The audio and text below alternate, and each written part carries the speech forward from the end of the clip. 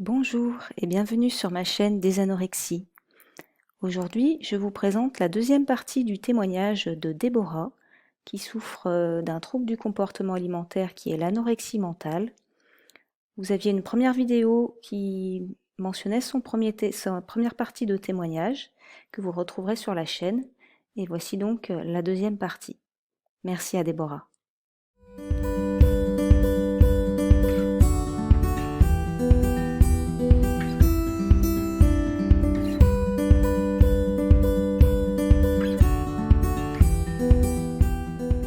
Parce que vous m'aviez dit oui, 40 minutes, vous vous attendiez à aller vous coucher avant 23h et là je vous prends tout votre temps. Et non, on est reparti. Il y a le temps qu'il faut pour témoigner là-dessus. Donc on est sur cette deuxième partie de témoignage de Déborah, parce que finalement on discute et on a beaucoup de choses à dire, beaucoup de choses à évoquer. Et donc sur cette deuxième partie, je voudrais savoir quelles sont les actions, les comportements des proches qui ne t'aident pas clairement à cheminer, à progresser dans la prise en charge du trouble alimentaire. Qui ne m'aident pas. Ça peut être des réflexions, des attitudes. Des réflexions, oui, des fois, mais en fait, des réflexions aussi bien positives que négatives, en fait. Si on m'encourage à faire quelque chose, on me dit « Ah, c'est bien, tu as bien fait ça », mais la maladie, d'un autre côté, elle va se dire « Ah ouais, c'est bien », ça veut dire qu'en fait, je suis en train de perdre, là. Enfin, vous voyez le... Oui. Donc, en fait, ça va avoir une répercussion inverse dans ma tête où au final, je vais plus avoir envie d'avoir ces félicitations parce que ça voudrait dire, pour la maladie, ça voudrait dire que ça va mieux et je crois qu'elle ne veut pas trop. Mais après, des réflexions où encore à l'heure actuelle, des fois, non, mais tu fais la comédie, ouais, mais si c'était si facile que ça, je pense que personne ne voudrait actuellement être dans mon état, quoi. Je veux dire, à 21 ans, on est censé avoir une vie normale, des amis, et j'en ai pas. On est censé pouvoir faire tout et n'importe quoi. J'arrive même pas à courir. Marcher, j'arrive pas non plus. Enfin, oui, mais pas longtemps. Fatiguée. Enfin, je suis un état physique qui est vraiment très compliqué. Je peux pas porter mon pack d'eau jusqu'à mon appartement. Hein. Et vraiment, j'ai dû, là, pour mes études, j'ai dû trouver un appartement rez-de-chaussée parce que monter des escaliers, c'est difficile. Moi qui étais cavalière, je ne peux plus monter à cheval. Je suis vraiment à un stade où je peux rien faire, mais vraiment rien faire. Je suis à un stade physique où j'ai plus de force. D'accord. Et qu'est-ce que tu penses qui pourrait t'aider de la part de tes proches? Continuer d'être là, parce qu'en fait j'ai un gros souci avec le temps qui passe. J'arrive pas à faire passer le temps.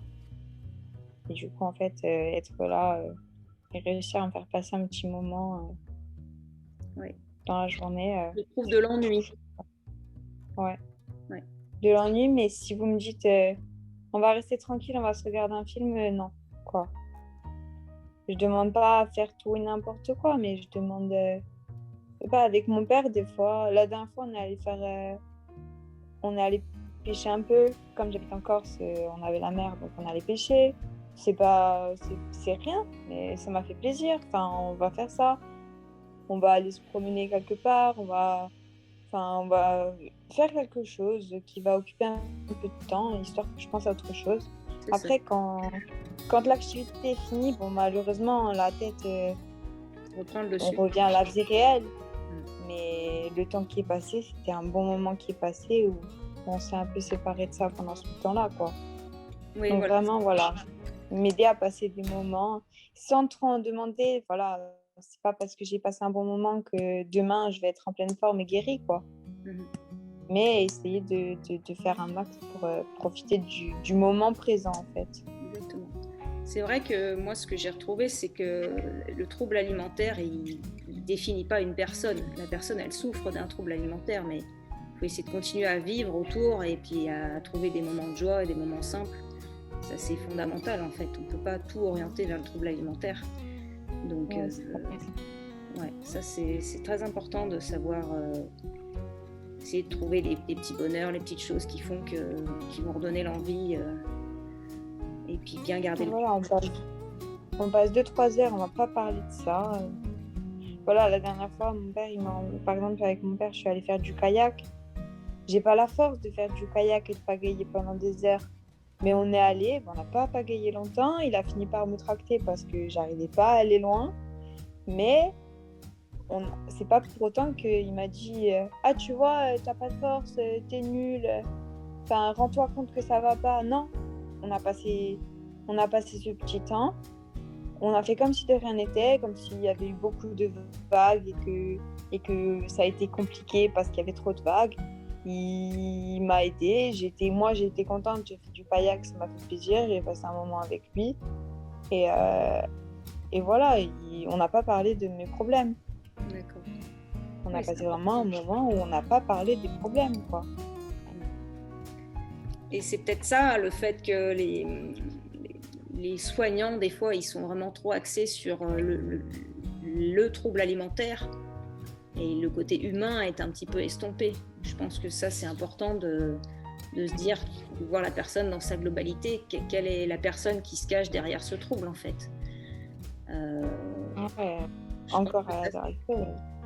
Des fois, ma psychiatre, elle me dit cette phrase, elle me rend folle à chaque fois, mais c'est quand elle est trop à bout, parce qu'avec ma psychiatre, il y a des moments, ça monte très haut, parce qu'elle est très cash, et moi aussi, et voilà, mais je pense que c'est une thérapie qui m'aide bien, parce qu'il faut me bouger un peu pour faire bouger les choses, je pense.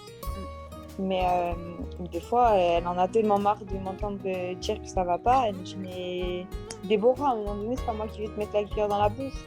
Ben, si c'était si facile, voilà. Mais elle essaie de dire ça pour me piquer, mais oui. c'est pas magique, quoi. C'est ça. Oui, on dit les mots sont des fenêtres ou bien ils sont des murs. Alors, il y a des fois des phrases dures, mais qui aident. Et puis, des fois, ça aide pas. Le truc, c'est qu'on peut jamais savoir exactement comment la personne va le prendre, en fait. Ouais. C'est ça qui est difficile. C'est ça. Donc, et dans les comportements de professionnels ou les actions de professionnels, qu'est-ce qui vraiment t'a desservi? Qu'est-ce qui ne t'aide pas du tout et qu'est-ce que tu penses qui pourrait t'aider? Alors, les protocoles d'isolement, ça m'aide pas, ça c'est sûr. Ça m'a vraiment, vraiment desservi.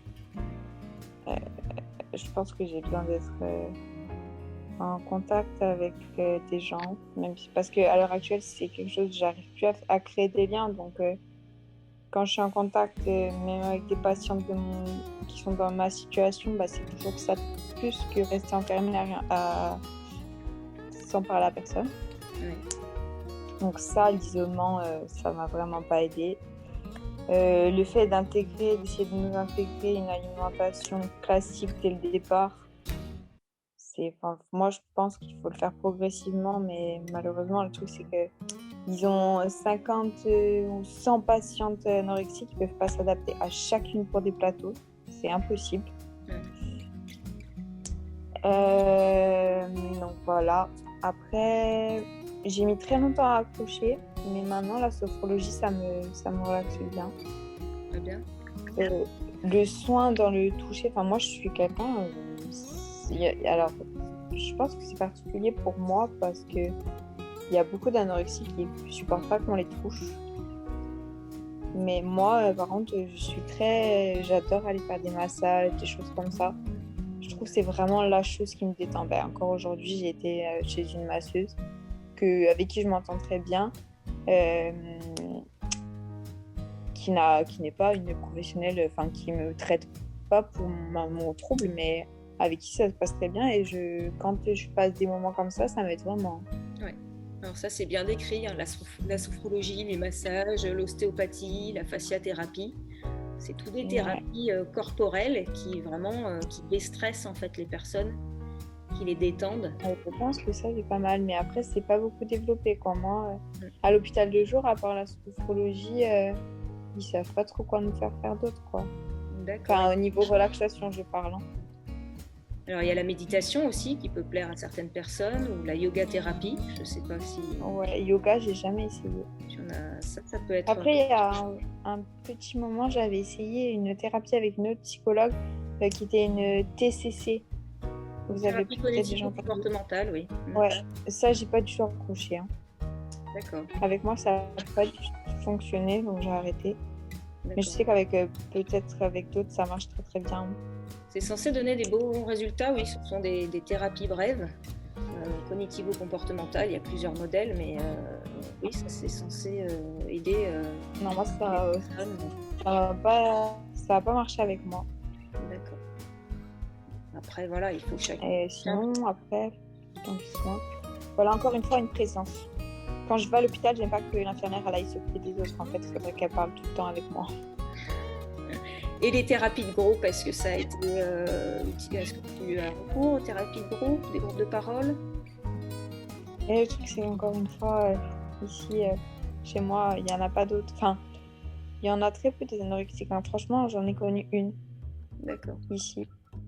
Et après, il doit y en avoir d'autres. Hein, mais oui, voilà, donc faire un groupe de parole, c'est pas facile, quoi. Ouais. Après, dans les anorexies, il faut savoir qu'il y en a, enfin, dans les troubles alimentaires, il y en a la moitié qui ne sont pas dépistés et pas traités. Et ouais, c'est ça.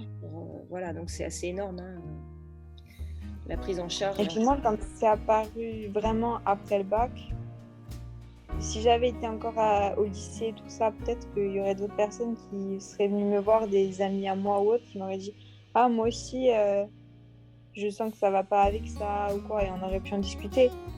Mais comme j'étais déjà sortie du scolaire, j'ai pas vraiment eu de personnes qui ont pu se repérer aussi. Et j'ai pas pu vraiment discuter avec les gens. J'étais vraiment, à cette période-là, j'étais vraiment isolée avec mon copain et on n'a pas trop parlé autour de moi avec d'autres filles, en fait. D'accord. Et tu as l'impression que ton histoire avec ton ami s'est terminée suite à ton trouble alimentaire? Est-ce que tu as l'impression que ça a une incidence sur ta relation avec mon ami? Oui. Il y avait, je pense, des choses à revoir sur notre groupe, mais j'étais très très heureuse avec lui. Je pense que lui aussi, et que je pense que la maladie nous a tués. Après, voilà, je lui en veux pas, parce que clairement, venir voir quelqu'un dans mon état pendant 4 mois, il a été très très fort. Et prendre des avions tous les week-ends à 19 ans, tout le monde ne l'aurait pas fait. Il a été là et je pense que c'est le mieux pour lui de m'avoir quitté parce que il y a personne qui mérite de supporter ce qu'il a supporté pendant 4 mois. Là, ça fait bientôt 2 ans que c'est encore comme ça et je pense que c'est insupportable pour quelqu'un. C'est difficile. Après, voilà, c'est des attitudes. On peut difficilement juger les autres, mais chacun essaye de se blinder comme il peut, mais il y en a pour qui c'est insupportable et qui préfèrent prendre leur distance. Ça ne veut pas dire qu'après, il n'y aura pas à nouveau une complicité ou d'amitié ou quelque chose qui va se renouer. Ouais, bon, après, mais bon, c'est vrai que c'est toujours assez difficile. Mais voilà, c'est des troubles qui isolent beaucoup. Hein, ça fait le vide autour. Ah oui, ça, j'étais quelqu'un de très sociable et je n'ai plus personne à qui parler. D'accord. Et donc... Même ma psychiatre, des fois, me dit, mais Déborah, tu as 21 ans, c'est pas vers tes parents qu'il faut se tourner quand tu as quelque chose à dire. Tu es censée avoir des amis, quoi. J'en ai plus. D'accord. Et au lycée, tu avais des bons amis? Ouais. Des amis proches? Ouais, mais plus personne. Et ils essayent pas d'appeler pour prendre de tes nouvelles? Bien sûr, au départ. Après, je pense qu'il y en a qui ont trop peur, Voilà, je pense que j'ai fait beaucoup peur. Je sais que toutes mes amies du cheval de l'époque... Oui, j'ai vu bien le cheval. À l'heure actuelle, c'est ma sœur qui a récupéré ma jument parce que j'avais quand même une jument et qui faisait beaucoup de compétitions, tout ça. Et c'est elle qui gère et donc je peux encore, de moi-même, si je veux, je peux encore aller au cheval. Hein. Je peux aller les voir, tout ça, mais je pense qu'elles ont pris peur et elles ont peur. Même en me voyant, j'ai toujours été quelqu'un, je courais partout, j'étais tout le temps en forme. Non, j'arrive plus à marcher. Elles ont peur, hein, je pense. Hein. Et du coup, elles sont carrément reculées et elles ont peut-être raison elles aussi. Hein. Donc en fait, on se parle plus. Et même moi, j'arrive plus trop à aller au cheval, en fait. Ma jument, je pense que j'arrive plus à la voir. Je suis contente d'aller voir ma sœur quand elle est en concours avec, parce que ça me fait super plaisir de les voir ensemble progresser. Mais moi, ma relation avec ma jument, elle n'a plus. Ouais, ça s'est estompé. Est-ce que, du coup, tout à l'heure, on s'était posé la question de savoir si tu avais identifié des causes du trouble alimentaire. Il semblerait que Non, tu n'aies pas pu identifier de non, cause. je comprends pas. Pas Je de... comprends pas ce qui m'est arrivé. Encore une fois, ma vie était parfaite avant. D'accord. Euh, Est-ce que tu as l'impression, tu as la difficulté à identifier tes émotions, à les exprimer, que tu as beaucoup de retenue vis-à-vis des gens? Alors, il faut savoir qu'avant, j'étais quelqu'un qui ne pleurait jamais. J'avais jamais d'émotions. Et j'étais vraiment quelqu'un, j'étais imperturbable. Voilà, encore une fois, je faisais des compétitions d'équitation. J'ai jamais été stressée. Enfin, j'avais pas d'émotions en fait. Je pense que par contre, j'avais un truc comme ça où mes émotions, elles étaient vraiment tues. Enfin, je veux dire, je les sentais pas. J'avais pas d'émotions. Et maintenant, un peu plus, je pleure. Ça m'arrive de temps en temps. Mais c'est peut-être aussi la faiblesse, hein, la faiblesse physique qui fait qu'on pleure plus facilement ou je sais pas. Mais après, voilà, maintenant, du coup, je ressens plus les émotions maintenant qu'avant. D'accord. Et je pense que c'est peut-être aussi grâce aux thérapies. Alors ça, c'est plutôt bon signe, parce que les personnes qui disent... Ouais, on dit que c'est bon de sentir ses émotions. Et surtout de les extérioriser, en fait. Mm. Est-ce que tu peux les confier à quelqu'un, à tes parents, à ta sœur? Ouais, on essaie un peu d'en parler, mais c'est pas facile, quoi, d'en parler.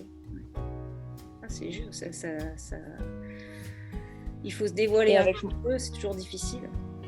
Mais avec ma sœur, on parle pas du tout de ça. D'accord. Et ta sœur, elle est en bonne santé, elle n'a pas de soucis de troubles du comportement alimentaire? Ah non, elle est au top de sa forme. D'accord. Elle est plus âgée ou plus jeune?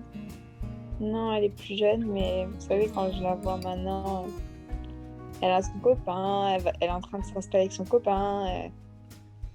Elle avance vraiment dans la vie, hein. Moi, non. Ça me fait super plaisir pour elle, mais moi, j'aimerais bien être comme ça aussi, hein. Ça va venir, ça va venir. Il ne faut jamais se décourager. Ça, c'est super important de l'avoir en tête. C'est vraiment important. Du coup, donc, on voit que tu as envie vraiment d'évoluer. Qu'est-ce qui te fait envie finalement? Qu'est-ce que tu as envie de devenir? Qu'est-ce que tu as comme projet? Et est-ce que tu peux poursuivre un petit peu tes études? Comment ça se passe en ce moment avec la maladie? Bah là, c'est vraiment compliqué, hein. Cette année, c'est une année perdue, hein. À savoir que ça fait déjà depuis que j'ai fini le bac que j'ai pas pu faire d'année d'école à cause de tout ça, puisqu'entre les hospitalisations, j'ai pas pu poursuivre. Cette année, j'ai voulu me remettre dedans. Avec le Covid, bah, ça n'a pas marché, hein. Et voilà, bah, j'aimerais bien un peu continuer, mais je sais même plus dans quoi. Est-ce que là, Et tu je sais es même pas, inscrite en je sais même faculté? pas si ça devrait. Comment? Tu étais inscrite en faculté? Ouais, en licence SVT. D'accord. Mais je sais même pas si. Franchement, finir des études, je sais pas ce que je vais pouvoir faire. Finir des études, même si demain je finis mes études et je vais travailler dans. Enfin, là, dans mon état, je vais travailler dans quoi? Je veux dire, je vais pas tenir une journée entière, hein. Et alors, si tu faisais abstraction de ton trouble alimentaire, qu'est-ce que tu souhaiterais faire comme métier? Est-ce que tu avais un métier que tu envisageais quand tu étais plus jeune? Qu'est-ce qui te ferait envie? Bah, faut savoir quand même que j'ai eu la super idée de commencer un BTS diététique après le bac. D'accord. Mais ça m'a été très très fortement déconseillé par les médecins, donc j'ai arrêté. Et sinon, ouais, travailler dans la recherche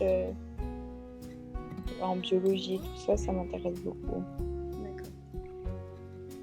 Et là, à la faculté, en licence, tu n'avais pas de cours à distance, d'options Si, de... mais comme j'arrive pas à me rester enfermée tout ça, rester enfermée devant mon ordinateur à écouter un cours dicté par un prof, j'ai pas réussi.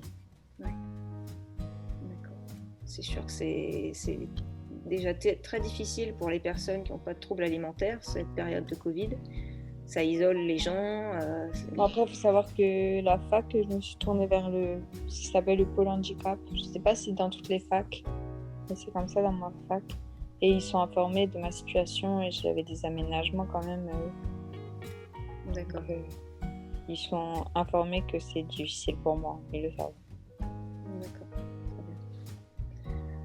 très bien. Si j'avais deux dernières questions, moi je voudrais savoir si tu voyais une petite fille assez jeune qui souffrait d'un trouble alimentaire, qu'est-ce que toi tu ferais pour l'aider? Qu'est-ce que tu penses qui pourrait l'aider? Comment tu te comporterais avec elle si toi tu devais l'aider elle?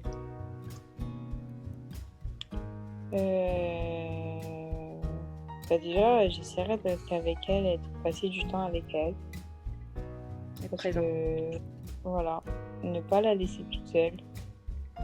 Essayer d'être son amie, parce que je pense qu'on a besoin d'amis, on a besoin d'être avec des gens qui s'intéressent vraiment à nous, pas des gens qui s'en foutent. Après, je pense qu'il faut savoir dire les choses à certains moments, mais il faut savoir passer des moments sans dire les choses, faire comme si de rien n'était. Après, voilà, je l'informerai vraiment et en fait, vraiment, moi, quand j'ai commencé, on m'avait dit tu vas finir dans cet état-là à 21 ans. Moi, à 14 ans, quand j'ai commencé à avoir des troubles, pour moi, à 21 ans, j'étais installée dans mon appartement, en couple depuis des années. Bientôt, j'avais un métier où j'étais en plein dans mes études à fond dedans. À 21 ans, je ne pensais pas être comme ça. Et là, je suis au niveau zéro à 21 ans, quoi. Je ne suis pas indépendante financièrement. C'est n'importe quoi. Donc, en fait, je pense que voilà, j'essaierai de lui montrer des gens plus tard et lui dire regarde là où tu vas. Est-ce que tu veux aller là ou est-ce que tu veux aller vers la vie que tu imagines pour l'instant, quoi. Donner une direction. Ouais. Mais après, je pense que chaque personne, cette petite fille, elle aimerait peut-être que je lui dise ça, mais en fait, chaque petite fille sera différente, en fait. Le truc, c'est qu'on est toutes très, très différentes et on ne saurait pas trop quoi dire, mais je pense déjà être là, c'est déjà beaucoup. D'accord. Et vers quels outils, toi, tu aimerais te tourner? Qu'est-ce que tu penses qui pourrait peut-être plus t'aider dans la prise en charge? Le bien-être, voilà, c'est des soins, le rapport au corps, la présence, discuter, sans forcément parler de la maladie. J'ai des infirmières avec qui on s'assoit, on discute de tout et de rien pendant des heures. Ça, c'est important. Et ça... Après, franchement, je sais pas trop ce qui pourrait m'aider parce que même moi, j'ai un peu de mal à comprendre si je vais réussir à être aidée. Mais passer le temps. Je le dis tout le temps, ma psychiatre, ça la rend folle, mais tout ce qui peut me faire passer du temps, sans que je sois là, regarder ma montre toutes les 2 minutes, parce que c'est un enfer. Je regarde l'heure toutes les 2 secondes. C'est tout, il faut tout. C'est horrible. Il faut savoir que j'habite à 1h30 de chez mes parents. D'accord. Que je ne veux pas habiter chez eux, comme je l'ai dit tout à l'heure. Mais qu'en fait, j'en suis tellement à un stade où je ne sais pas comment occuper mes journées. C'est que tous les jours, je fais un aller-retour. Je vais aller devoir peut-être 1 heure. Mais voilà, ce sera 3 heures de route occupée dans la journée. Parce que quand je roule, le temps passe bizarrement. Ça permet vraiment de sortir de... Souvent, moi, dans les témoignages, j'entendais il faut sortir de sa tête. C'est-à-dire que, voilà, quand c'est vraiment comme quand ça... Quand je roule, voilà, ça passe à autre chose, mais voilà, c'est vraiment le temps. L'heure qui passe, c'est mon angoisse. Je crois que c'est la plus grosse de mes angoisses, l'heure. Et l'angoisse et l'anxiété, ça joue un rôle absolument énorme dans les troubles alimentaires. Donc il faut arriver à essayer de trouver qu'est-ce qui peut te correspondre pour faire diminuer l'angoisse et l'anxiété. Alors je reviens sur les thérapies médicamenteuses. Tu disais que tu ne souhaitais pas avoir de médicaments pour la dépression. A priori, c'est même pas a priori, il y a des méthodes qui ont été prouvées de ce qu'on appelle la mindfulness, la méditation en pleine conscience, qui donnent des résultats qui sont aussi bons que les antidépresseurs, dans bien des cas. Donc ça pourrait être une piste, je ne sais pas si c'est quelque chose dont tu as entendu parler.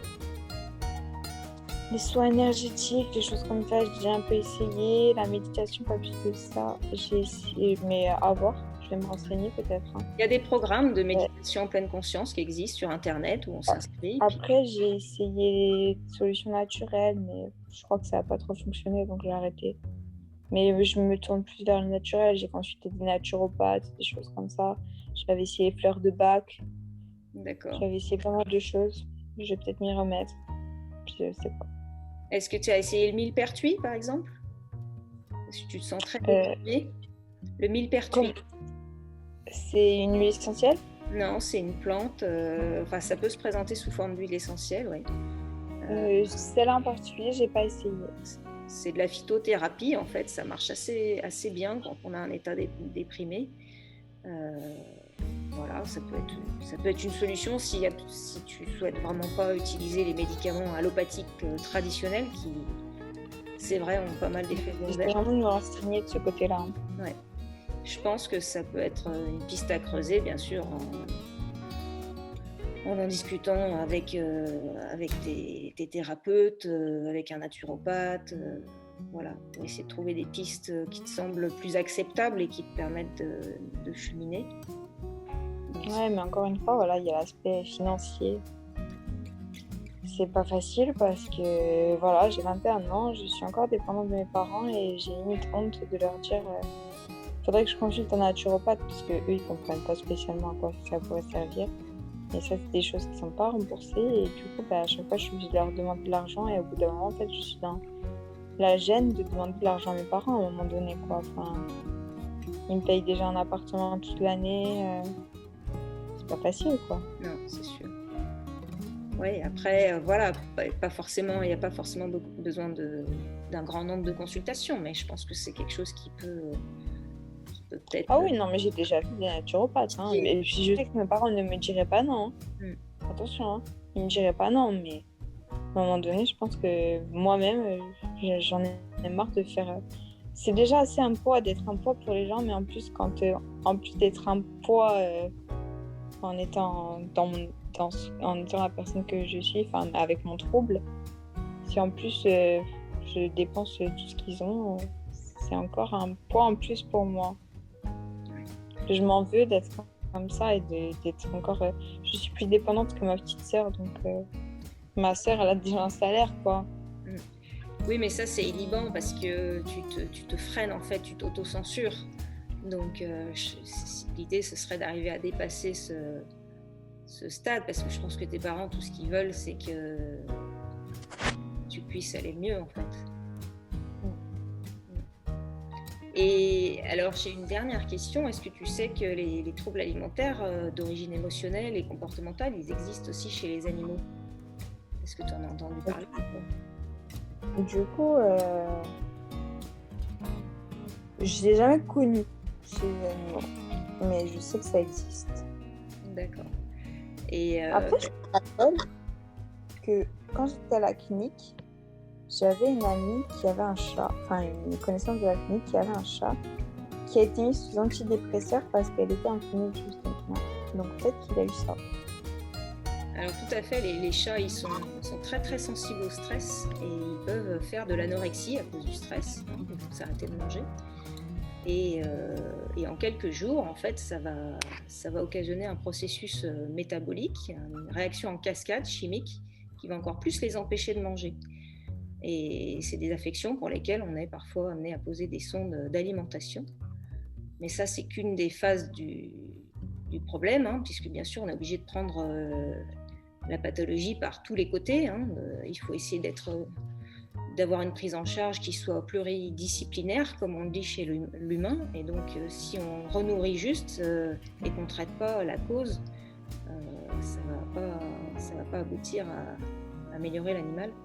Donc la clé, c'est vraiment de juguler le stress, en fait, de calmer le stress et l'anxiété qui ont pu aboutir à ce trouble alimentaire chez le félin. Et c'est assez bien connu, notamment chez les félins qui sont dans les pays développés, en fait. Donc Donc, c'est dire qu'on Oh là peut, là. voilà, on peut pas soustraire l'individu de son environnement, c'est juste pas possible. Donc, et on peut pas l'accuser d'être responsable de ses maux, en fait. Donc, moi, je pense que vraiment, voilà, il faut dans ces affections-là absolument diminuer le stress des patients, avoir l'affection, avoir de la présence, ne pas prendre le patient comme une personne qui est juste atteinte de troubles, mais une personne à part entière. Une personne n'est pas définie par son trouble. Elle a un problème. Ça, il faut savoir que ça, dans la clinique à Lyon, ils travaillaient beaucoup là-dessus. Ils nous faisaient écrire des lettres en tant que Déborah et en tant qu'anorexique. Ils nous apprenaient vraiment à faire la part des choses. Ils nous disaient, tu es une personne et il y a toi au fond. Enfin, ok, il y a cette maladie, mais tu es là toi aussi. Voilà. C'est souvent une peur d'exister en fait. Il y a une inhibition qui est très importante et qui empêche l'individu d'aller de l'avant en fait. Il faut arriver à lever toutes ces inhibitions qui l'empêchent de se développer et de rentrer dans la vie en fait. Et donc voilà, conscient ou pas conscient, il y a un degré de conscience chez l'humain qui est plus élevé bien sûr que chez l'animal. Mais il y a beaucoup d'inconscient aussi, il y a beaucoup de stress, beaucoup d'anxiété, il y a des phénomènes traumatisants ou pas d'ailleurs. Mais peu importe, à la limite, quand le trouble est là, ce qu'on veut, nous, c'est aider la personne ou l'animal à s'en sortir. Et donc, voilà, il faut essayer de prendre tous les aspects du problème. L'aspect nutritionnel, c'est important de le prendre en compte, mais il faut vraiment pas négliger les causes profondes qui ont amené l'individu à souffrir de ça. Donc, l'aspect médicamenteux, il peut aider, mais l'instauration d'un lien de confiance avec les gens, il est fondamental. Je pense que tu l'auras bien souligné. Je pense que c'est ce que tu attends aussi de thérapeute. Il faut arriver à créer des relations de confiance avec une équipe qui puisse t'aider à... Oui, les bancs, c'est pas facile. J'en ai essayé beaucoup. Ouvrir, ouais.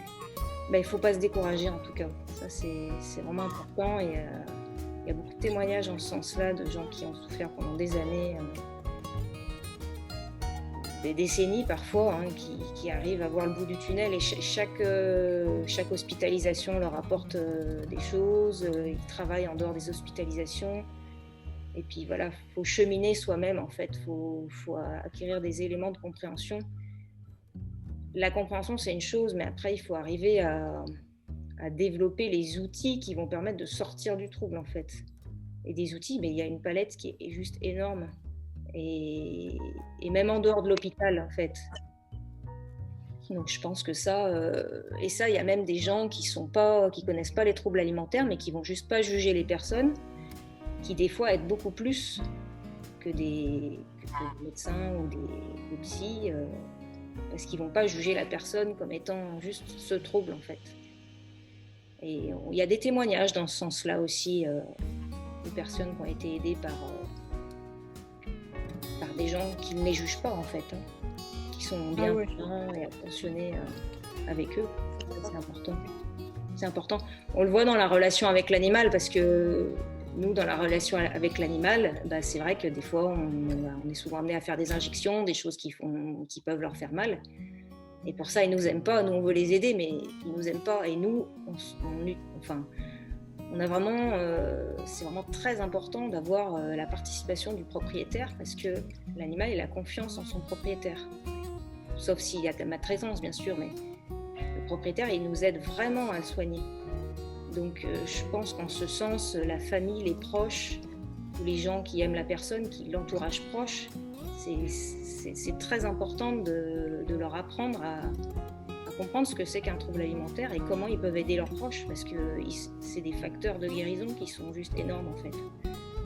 Et je pense que c'est le message à faire passer aussi, c'est que oui, il y a les équipes soignantes, mais il y a la confiance et la proximité de l'entourage qui peut débloquer beaucoup de situations dans ces troubles.